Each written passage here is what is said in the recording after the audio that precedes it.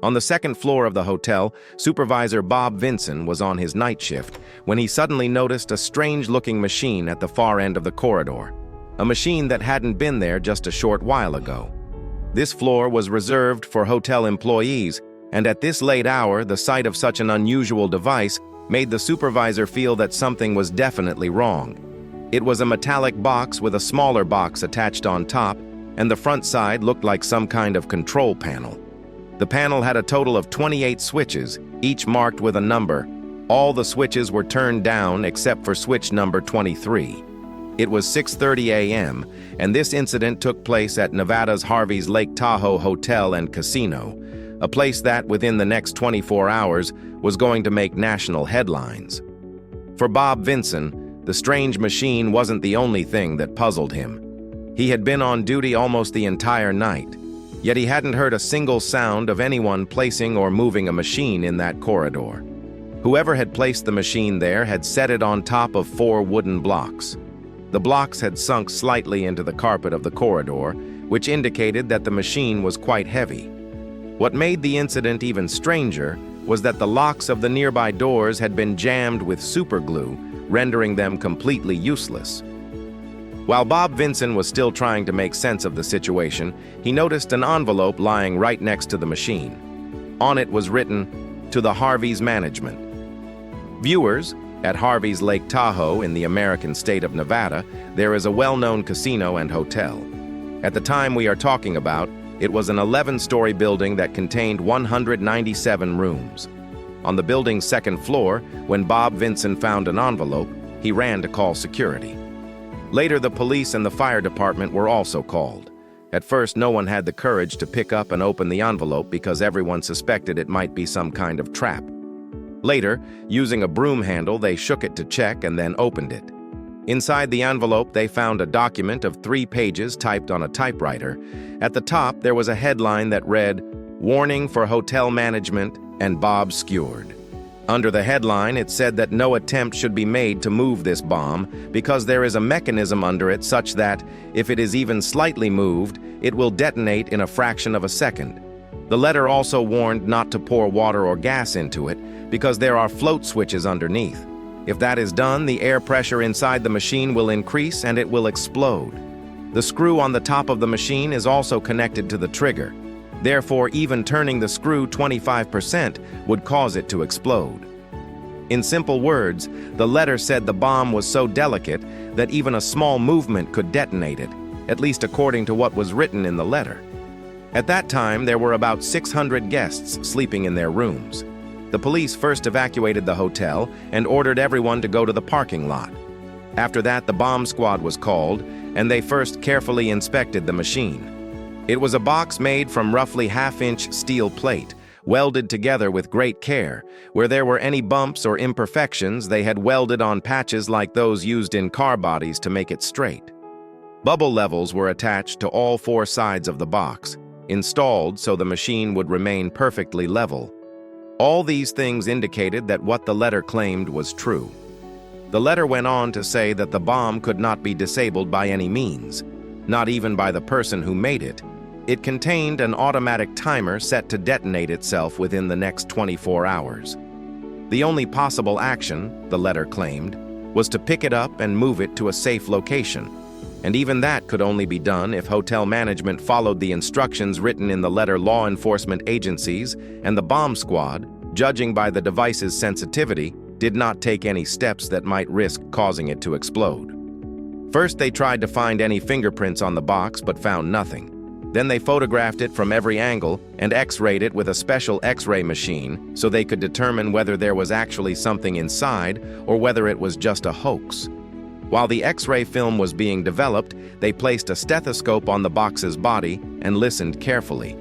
There was definitely something inside that they could hear. Something inside the box was continuously moving. The letter claimed TNT was present under the box, although it did not specify exactly how much. The letter warned that if the bomb exploded, the casino located across the road would also suffer considerable damage, and it instructed that people be kept at least 1,200 feet away from the device. Police officers also evacuated nearby buildings. They shut off the hotel's gas line, and casino employees began moving millions of dollars in cash to other locations. FBI agents arrived on the scene and set up a command and control center in a nearby building. Police and law enforcement agencies were reporting that the situation was even more serious than it initially appeared. After all, who had placed this bomb here? The letter stated that they wanted $3 million in cash, but on the condition that they must be $100 bills with no markings of any kind on them and no chemicals applied to the notes. The letter also stated that in case of trickery, the method to defuse the bomb would not be revealed, and if the demand was not met within 24 hours, the automatic timers would detonate the bomb themselves. But after all, to whom were these funds supposed to be given, and how?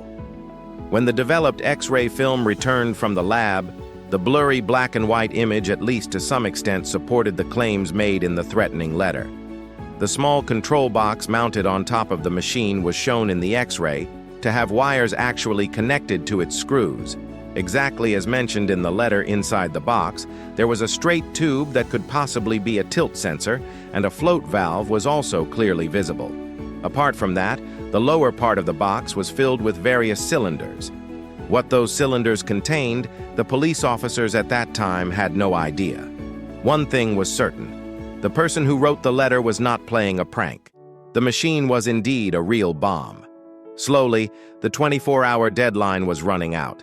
Therefore, the authorities agreed to pay the ransom. The 3-page letter also included details for delivering the money. The money was to be delivered by helicopter. The instructions for the pilot said he should land near the LTA building at Lake Tahoe Airport at 11 p.m., and the helicopter should be facing south. After landing, the pilot was to get out and stand by the fence where he would receive a phone call. The rest of the instructions would be given during that call. Remember, there should be only the pilot in the helicopter, no gunman and no other person. To carry out this task, an agent named Joe Cook started the FBI helicopter. Inside the helicopter, $3 million in cash were placed, but all of it was fake money. A gunman was also secretly hidden behind the pilot's seat. The gunman had been instructed that no matter what happened, he had to protect FBI agent Joe. At exactly 11 p.m., the FBI agent landed at the designated spot and got out, standing near the fence. A few moments later, the phone in the booth near the fence began to ring. When the agent picked up the phone, a man on the other end said, "There is a letter under the phone booth table. Pick it up and read it." The person on the other side was quite clever. He didn't want to stay on a public phone for more than 5 seconds because the longer the call lasted, the higher the chance of being traced. The new letter was addressed to the pilot. It instructed him to first go to the helicopter and use a flashlight to illuminate every corner of the aircraft. "Don't forget, we are watching you. Then take off and fly toward Highway 50. Exactly 15 minutes later, you will see a strobe light in the woods on your right. Land there facing south, near the strobe light. You will find another letter hanging from a tree." The pilot did exactly as instructed. Cleverly, he filled the helicopter cockpit with light so the hidden gunman could not be seen. He then took off again and returned to the exact spot where the strobe light was supposed to appear. After reaching the location, the pilot couldn't see any strobe light anywhere. For the next hour, he kept circling in the same pattern, but in the dark night, there was no movement at all in the middle of the forest. Therefore, he returned to the airport and landed. Later, he realized that he hadn't read the instructions correctly, and the place they were actually supposed to go to was miles away from there. To send a message to the person giving the instructions, news was broadcast on TV that there was some confusion regarding the location in the instructions. When the person who had planned the entire game found out that the police were still ready to give him the money, he called the police station and said to turn switch number 5 on the machine at Harvey's hotel to the up position and wait for the next phone call. Perhaps he wanted to buy some time to make a new plan. That's why he instructed them to flip the dummy switch up. But by now, it was already very late. The time was 6:40 in the morning, which meant the bomb had been lying in the hotel for over 24 hours. Yet, even after the deadline had passed, it hadn't exploded, which was a positive sign. The teams at the Command and Control Center, FBI, police, the bomb squad, and the fire department estimated that the box could contain at most 1,000 pounds of TNT. After running all their calculations, they concluded that if it detonated in that hotel, the building's pillars would not be damaged. At worst, the interior of the floor would be destroyed. Therefore, they fitted a small bomb beside the main bomb with a control box. The plan was that as this plastic bomb activated, it would disable the control box, and thus the TNT might not detonate. All preparations had been completed. Nearby buildings were evacuated, and preparations were made to detonate the bomb. At that moment, it was 3:45 in the afternoon on August 27th. The entire crowd, standing a kilometer away, was watching the scene while news outlets recorded it. Just then, the shout of "Fire in the hole" was heard, and the remote control button was pressed. The large machine in the corridor detonated with a jolt, and the bomb went off. However, as stated in the letter, it did not contain TNT. Later inspection revealed that it contained dynamite, whose explosion is significantly less powerful than TNT, but who, in the end, had planted the bomb. The investigation revealed that the man who planted the bomb in the Harvey Hotel and Casino was 58-year-old John Burgess, and both his sons were helping him with the operation, and he had lost his life savings at that very casino, and so he had cunningly devised the whole plan to extort money from the hotel owner. It later emerged that John Burgess's plan was to steal the helicopter, with the cash on board. If the pilot had reached that location and gone down into the woods to look for the new envelope, Burgess's sons planned to seize the helicopter and flee to a location where they had already parked their car. John Burgess was sentenced to 20 years in prison, while his sons were pardoned in exchange for their cooperation with the police. In 1996, John Burgess died of liver cancer. After the incident, the hotel owner renovated Harvey's hotel and relaunched it with a new design and additional rooms.